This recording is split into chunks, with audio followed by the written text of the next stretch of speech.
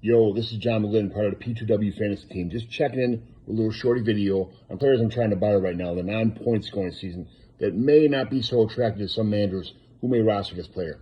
Buy the dip on Damian Harris. Buffalo running backs put the Bills' offense in a few spots last year where they tried to punch it in the goal line in the early downs and just failed. Josh Allen had to be Superman and convert these goal line touches into touchdowns himself.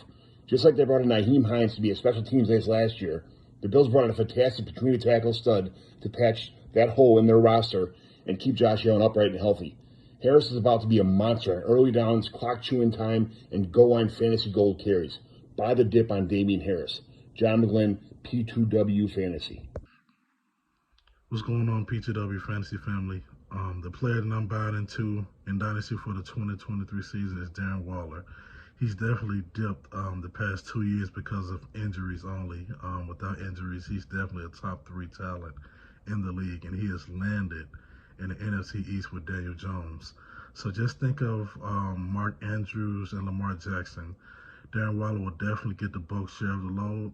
So that's my guy, Darren Waller. Go get him. Let's go. What's up, guys? It's Brandon Blanco with the P2W Fantasy Network, and I got one guy you should be buying the dip on this offseason for the 2023 season. Adam Thielen is no longer a Minnesota Viking. He was cut, and he is on the Carolina Panthers now, which means it is time for KJ Osborne to step in as that wide receiver 2 on that high-powered Minnesota Vikings offense. Yes, we know Justin Jefferson. There's no need to explain. He is the alpha for that offense, but KJ Osborne that last month of the 2022 season was the wide receiver 6 in a points per game basis from weeks 15 to 18 and wide receiver 5 on a total points per game basis. Currently, he is the wide receiver 72 on the Sleeper app when it comes to ADP. Jump on this value as I predict KJ Osborne will be a top 30 wide receiver in the 20. By the potential dip in the price of Marquise Hollywood Brown. He had an injury-filled season, and when he returned from injury later on, he wasn't super impressive for fantasy, but we have to look at what he did with his former college quarterback, Kyler Murray, when they were both healthy.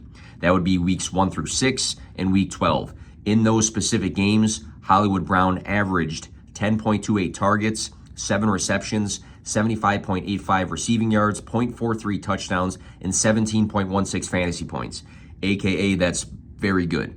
And we can say, hey, well, DeAndre Hopkins wasn't involved during that time, but there's been so many rumors that DeAndre Hopkins is going to be out of Arizona this coming season that we can be confident about that college connection turned NFL connection between Marquise Brown and Kyler Murray for the long run in Dynasty. So again, when a player was not super hot to close out the season and he was banged up during the season, we have to capitalize on maybe a change in what he should cost versus what he does right now.